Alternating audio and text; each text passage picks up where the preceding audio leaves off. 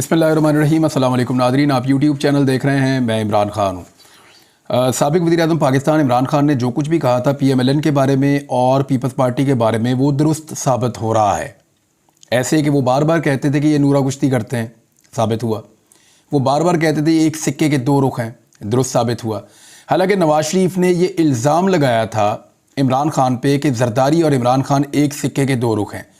इसी तरह आसिफ अली जरदारी और बिलावल भुट्टो जरदारी ने भी ये इल्ज़ाम लगाया था इमरान खान पे कि नवाज शरीफ और इमरान खान एक जैसे हैं और ये मिलकर करते हैं। लेकिन इमरान खान का कहा हमेशा सच साबित हुआ।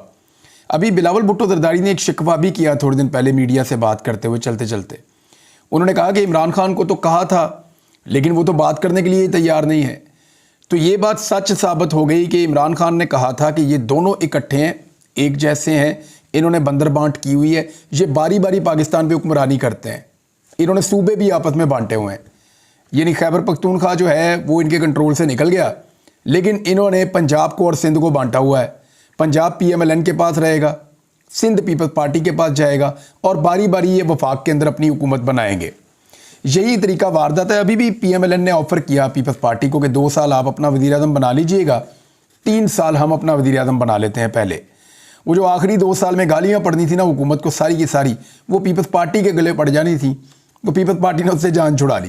फ़िलहाल तो पीपल्स पार्टी हुकूमत का हिस्सा नहीं बन रही, लेकिन मेरे पास ये इन्फॉर्मेशन है कि पीपल्स पार्टी सिर्फ हालात को देखना चाहती है। वो अभी तो वोट कर रहे हैं गैर मशरूत तौर पर शहबाज शरीफ को, लेकिन वो हुकूमत का हिस्सा बने बगैर रहेंगे नहीं। उन्हें सिर्फ इस बात की श्योरिटी चाहिए, इस बात की गारंटी चाहिए और इस बात का यकीन चाहिए कि ये हुकूमत अपना टाइम पूरा कर पाएगी। अभी उन्हें शक है कि ये हुकूमत चल नहीं पाएगी। उन्हें शक है कि अवामी एहतजाज और अवामी रद्द-ए-अमल इस हुकूमत को चलने नहीं देगा। उन्हें शक है कि दुनिया इस हुकूमत को तस्लीम नहीं करेगी और पाकिस्तान के ये इंतखाबात अपनी क्रेडिबिलिटी खो जाएंगे जितनी इनके अंदर धांधली हुई है। CNN पे एक रिपोर्ट छपी है बड़ी ज़बरदस्त, वो मैं आपको बताता हूँ, फिर मैंने बताना है। मरीम नवाज साहबा ने एक बात की है, लेकिन बिलावल का शिकवा है, याद रखिएगा, कि इमरान खान ने बात करने को तैयार नहीं है। आज इमरान खान जेल में है, उसके ऊपर मुकदमात बने हुए हैं, उसकी पार्टी क्राइसिस में है। उसने इलेक्शन में बहुत अच्छा परफॉर्म किया है, लेकिन इसके बावजूद उसको हुकूमत नहीं बनाने दी जा रही। इमरान खान के लिए इससे बेहतर वक्त क्या होगा कि वो पीपल्स पार्टी के साथ हाथ मिला लेता।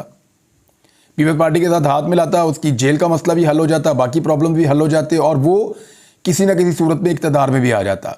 लेकिन इमरान खान ने इक़्तिदार को ठोकर मारी है और इमरान खान ने यह कहा है कि मैं इनके साथ डील नहीं करूँगा, चाहे वो पीपल्स पार्टी हो चाहे वो PMLN हो। तो फिलहाल तो इमरान खान साहब अपने मौक़िफ़ के ऊपर खड़े हैं। अब आप ये CNN की रिपोर्ट है, बड़ी इंटरेस्टिंग है, इसके कुछ जुमले बड़े इंपॉर्टेंट हैं, मैं आपके साथ शेयर कर देता हूँ। CNN की रिपोर्ट पाकिस्तान के बारे में ये कहती है कि एक अलाइंस पाकिस्तान के अंदर हुकूमत बनाने जा रहा है और इमरान खान के अगेंस्ट ये हुकूमत बनने जा रही है। डायनेस्टिक पॉलिटिकल पार्टीज़, उन्होंने इनको खिताब दिया है कि ख़ानदानी सियासी जमातें हैं, ये इनमें मौरूसियत चलती है। CNN लिख रहा है। उसके बाद वो कहते हैं फॉर्मली उन्होंने अनाउंस कर दिया कि वो एक कोलिशन गवर्नमेंट बनाने जा रहे हैं, एक इत्तेहादी हुकूमत। और 2 हफ्ते हो गए हैं इलेक्शन के। इमरान खान साहब को पावर से बाहर रखने के लिए ये सारी कोशिश है। फिर वो ये कह रहे हैं कि इमरान खान ने बड़ी ज़बरदस्त तरीके से जेल में होने के बावजूद ज़्यादातर सीटें जीती हैं मुल्क में होने वाले कंट्रोवर्शियल इलेक्शन के नतीजे में। यानी CNN क्या कह रहा है, इलेक्शन कंट्रोवर्शियल थे, इमरान खान जेल में था, इसके बावजूद वो सबसे बड़ी पार्टी के तौर पे सामने आया, लेकिन उसको बाहर रखने के लिए मुल्क के अंदर जो मरूसी सियासी जमातें हैं रवायती, उन्होंने एक इत्तेहाद बना के उसके खिलाफ हुकूमत बना ली है या बनाने का ऐलान कर दिया है। तो पीपल्स पार्टी और PMLN है, फिर उसके बारे में वो लिखते हैं कि इमरान खान का ये मानना है कि ये लोग मुल्क को दोबारा लूटेंगे जैसे कि ये पहले लूटते रहे हैं। बहरहाल ये CNN की रिपोर्ट है, बाकी मीडिया भी दुनिया भर में ऐसे ही रिपोर्ट कर रहा है। तो इमरान खान साहब ने इनके साथ किसी किस्म की कोई डील नहीं की। वोट पब्लिक ने इतने ज़्यादा डाल दिए हैं नादरीन कि अभी तक हिसाब किताब ही सीधा नहीं हो रहा, और जो बेचारे हिसाब किताब के काम पे लगे हुए हैं उनका हिसाब ही बहुत कमज़ोर है। यानी एक तरफ के वोट ज़्यादा करते हैं तो दूसरी तरफ के पूरे नहीं होते, दूसरी तरफ के पूरे करते हैं तो इधर वाले कम हो जाते हैं। जो फॉर्म 47 जारी किया हुआ है उसको फॉर्म 45 के साथ मैच कैसे करना है यही समझ नहीं आ रही। किसी जगह के ऊपर मैच करने की कोशिश करते हैं तो पता चलता है इस पोलिंग स्टेशन के ऊपर टोटल उतने वोट ही नहीं थे जितने कास्ट हो गए हैं। यानी अजीबोगरीब किस्म की गलतियां, क्योंकि देखें एक झूठ के लिए आपको बेशुमार झूठ बोलने पड़ते हैं।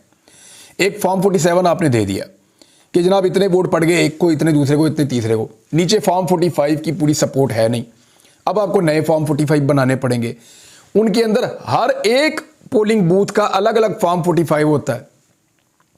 उन सारों को मैनेज करना इस तरीके से कि फॉर्म 45 की तरह का रिजल्ट आ जाए, ये सबसे मुश्किल काम होता है। चीज़ों को जमा करते करते करते एक नतीजा ले लेना तो बड़ा आसान होता है, लेकिन चीज़ों को माइनस करते करते और डिवाइड करते करते एक बहुत बड़ी चीज़ नीचे क्रिएट करना वो बहुत मुश्किल होता है। तो नीचे क्रिएट नहीं हो पा रहा। फ़र्क इस तरह के निकल रहे हैं कि किसी जगह पे कौमी असम्बली की नशिस्तों में वोट ज़्यादा हो जाते हैं, सूबाई असम्बली के कम हो जाते हैं। किसी जगह सूबाई असम्बली के ज़्यादा हो जाते हैं, कौमी असम्बली के कम हो जाते हैं।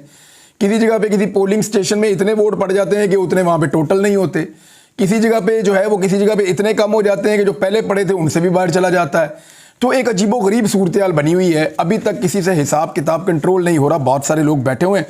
बहरहाल एक बंगश साहब हैं और उन्होंने एक स्टेटमेंट दिया है। मैं आपको ये स्टेटमेंट भी बता देता हूँ।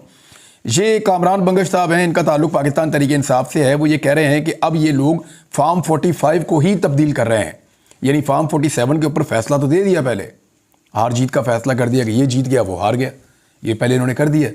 लेकिन अब कर ये रहे हैं कि फॉर्म 45 जो हैं, जो मैं आपकी अभी बता रहा था आपको मैं बात, उसके मुताबिक तब्दील कर रहे हैं कि इस तरह के फॉर्म 45 बनाए जाएं कि फॉर्म 47 उनके मुताबिक हो जाए। अब ये कोशिश की जा रही है।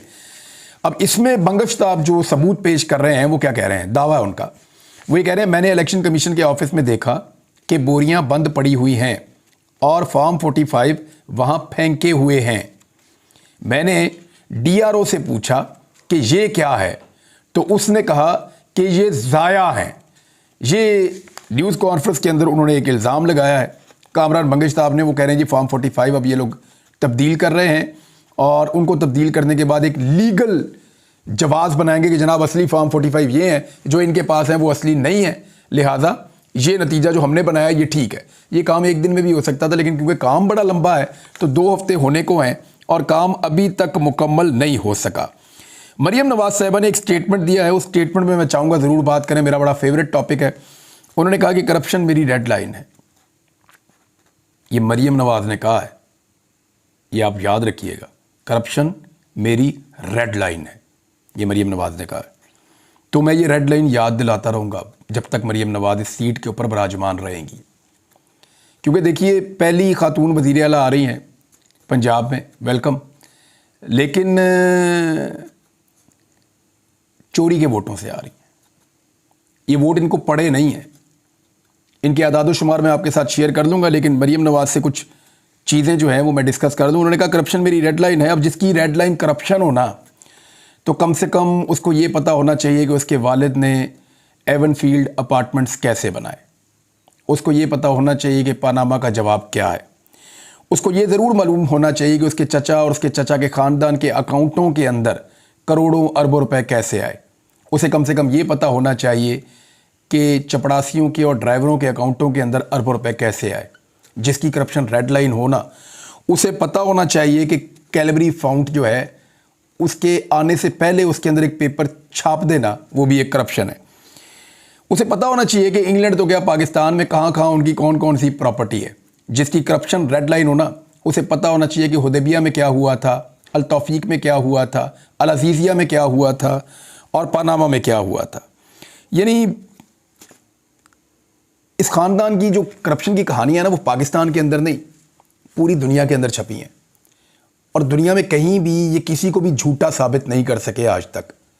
लिहाजा करप्शन को अपनी रेड लाइन कहने से पहले अपनी ख़ानदान की तारीख़ को देखना चाहिए था कि कहाँ कहाँ पे इनके ऊपर करप्शन के कौन कौन से एलिगेशंस हैं जो सिर्फ टेक्निकल बुनियादों के ऊपर रिजॉल्व हुए हैं।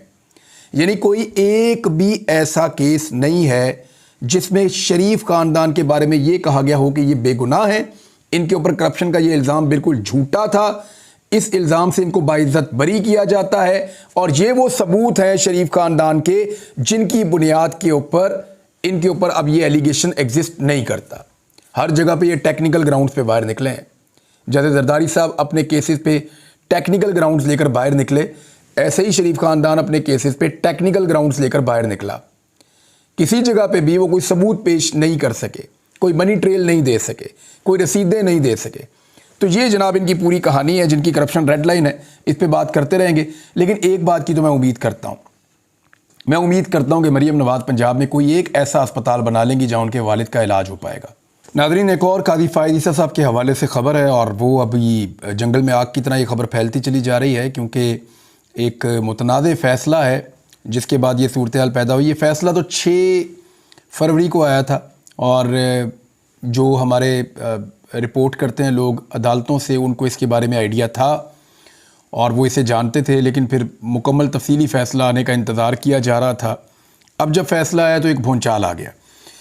अब ये फ़ैसला है क्या, इसका उर्दू तर्जुमा भी मौजूद है, आप लोग उसको जाकर पढ़ भी सकते हैं। ये एक रिलीजियस मामला है, मजहबी मामला है। इस पर जो रद्द-ए-अमल आया मुख्तलिफ़ सियासी रहनुमाओं का, जो मजहबी सियासी जमातों के हैं, वो मैं आपके सामने रख देता हूँ। जो सबसे तफसीली रद्द-ए-अमल है वो फ़रीद अहमद पराचा साहब का है, मजहबी स्कॉलर भी हैं और जमात इस्लामी से इनका ताल्लुक़ है। वैसे तो दर्जनों की तादाद में बड़े आलिम दीन है जिन्होंने इसके ऊपर अभी तक अपना मौक़िफ़ दे दिया है। पराचा साहब ये कह रहे हैं कि ये 6 फरवरी को जो फ़ैसला आया, 3 रुकनी बेंच ने इंतहाई मुतनाज़ फ़ैसला दिया है। फ़ैसला आइन और कानून से मुतसादिम है, और ये एक्चुअली जो मामला था वो तहरीफ शुदा कुरान पाक शाया करने से मुताल्लिक़ था, कि एक अक़लियत जो है वो कादियानी वो इसको शाया कर रहे हैं। फिर इसके ऊपर एक GIT बनी, फिर पंजाब कुरान बोर्ड के लेटर पर एक FIR दर्ज हुई कि पंजाब कुरान बोर्ड ने लिख कर दिया तहकीक करने के बाद, ठीक है जी FIR की जाए, तो FIR दर्ज हुई। ये बात वाज़ेह हो चुकी थी कि पाकिस्तान के कवानीन की मुखालफत हुई है, और फिर मुलजिम ने ज़मानत के लिए दरख्वास्त दी, और उस पर जो है वो फिर चीफ जस्टिस ऑफ पाकिस्तान के पास जब ये केस गया तो ना उन्होंने वकला को बोलने की इजाज़त दी और ना ही उन्होंने दलाइल सुने, जैसे वो पहले से फ़ैसला करके बैठे हुए थे जो फ़ैसला उन्होंने दिया है। ये फ़रीद अहमद पराचा साहब कह रहे हैं। फिर उन्होंने कहा कि फ़ैसले के कई पहलू बहुत ही काबिल एतराज़ हैं। फिर फ़रीद अहमद पराचा साहब कहते हैं कि आईन पाकिस्तान के आर्टिकल 20 का हवाला दिया कि हर एक को मजहबी आज़ादी हासिल है, मगर इस आर्टिकल का आगाज़ ही इस बात से होता है कि कानून के मुताबिक, यानी बेलगाम मजहबी आज़ादी हासिल नहीं है। फिर वो कह रहे हैं कि एक मुतनाज़ किताब है तफसीर सग़ीर, जिसे बैन किया जा चुका है, उसको उसकी इशाअत का या उसको फैलाने का एक रास्ता खोल दिया है। और फिर उनका ये मानना है फ़रीद अहमद पराचा साहब का कि ख़त्म नबूवत के मुतफ़िक़ा अक़ीदा के बरक्स है, ये उन्होंने इसको करार दिया। फिर उन्होंने कहा चीफ जस्टिस ऑफ पाकिस्तान आइन की तशरीह और हिफाजत में नाकाम रहे हैं, उन्हें इस्तीफ़ा देना चाहिए, हम रंजीदा हैं। चीफ जस्टिस ने एक ऐसा रास्ता खोला है कि 100 साला जद्दोजहद को नुकसान पहुँचाया है। ये तो फ़रीद अहमद पराचा साहब का जी इसके ऊपर स्टेटमेंट है। फजलुर रहमान साहब ने भी इसके ऊपर स्टेटमेंट दिया है, अब्दुल गफूर हैदरी साहब ने भी इसके ऊपर स्टेटमेंट दिया है। अच्छा, फजलुर रहमान साहब क्या कह रहे हैं? मौलाना फजलुर रहमान साहब का मैं एज इट इज़ आपको स्टेटमेंट पढ़ के सुना देता हूँ। उन्होंने कहा चीफ जस्टिस कादी फ़ायद ईसा का कादियानियों को अपने मज़हब की तबलीग के लिए इजाज़त देना शरीयत, आइन और कानून के ख़िलाफ़ है। इस फ़ैसले को मुस्तरद करते हैं। फ़ैसले में पेश किए गए कुरान के हवाले गलत और बददियानती पर मबनी हैं। आइम्मा और खुतबा जुम्मे के खुतबों में इस फ़ैसले के ख़िलाफ़ आवाज़ बुलंद करें। फ़ैसले के ख़िलाफ़ नज़रसानी की अपील में जमीयत फ़रीक बनेगी। मौलाना फजलुर रहमान साहब का स्टेटमेंट जी। इसके बाद अब्दुल गफूर हैदरी साहब, ये भी JUI से इनका ताल्लुक़ है। ये फरमा रहे हैं जी कि चीफ जस्टिस कादी फ़ायद ईसा की राय को अहमकाना और जाहिलाना करार देते हुए उनसे इस्तीफ़े का मुतालबा कर दिया है। ये कादी फ़ायद ईसा साहब का एक फ़ैसला आया है एक केस में, और जो इससे पहले मेरे साथ कुछ दोस्त बात कर रहे थे जो कोर्ट रिपोर्टर्स हैं जो इसको रिपोर्ट करते हैं, उन्होंने कहा 2-3 चीज़ें हमें थोड़ी सी इसमें हैरान कर रही थी। एक तो जो इस केस के मुद्दई थे उन्होंने बात करना चाहिए, उनके वकील ने बात करना चाहिए, तो उनको मौका नहीं मिला बकौल उनके। दूसरा, उन्होंने कहा कि मामला कोई और था और डिटेल के अंदर बहुत ज़्यादा चीज़ें आ गई, यानी इतनी ज़्यादा चीज़ें डिटेल के अंदर ना भी आती तो वो मामला जो है वो किसी और चीज़ का था, एक ज़मानत का मामला था। बहरहाल ये चीज़ें अभी आगे चलेंगी, देखते हैं रिव्यू इसका होता है तो क्या होता है, क्योंकि फजलुर रहमान साहब की जमात ने कहा है कि जब इसको रिव्यू के अंदर जाएंगे तो हम इसके अंदर पार्टी बनेंगे। अब मजहबी मामला है, हसास नौयत का मामला है। इससे पहले भी कादी फ़ायद ईसा साहब जब फैज़ाबाद धरना हुआ था ख़त्म नबूवत के मामले पे, खादिम हुसैन रिजवी साहब ने जब धरना दिया था तो तब उन्होंने बड़ा ज़बरदस्त स्टांस ज़ोरदार तरीके का लिया था कादी फ़ायद ईसा साहब ने। अब ये इस मामले के अंदर देखते हैं कि क्या होता है, आने वाले दिनों में आपको रिपोर्ट कर देंगे जितना मुनासिब होगा, क्योंकि ये मजहबी मामला है और यहाँ पर लोगों के जज्बात जो हैं उनकी बड़ी कदर है और उनके जज्बात की बड़ी अहमियत है। अब तक के लिए इतना ही, अपना ख्याल रखिएगा, अपने चैनल का भी। अल्लाह हाफ़िज़।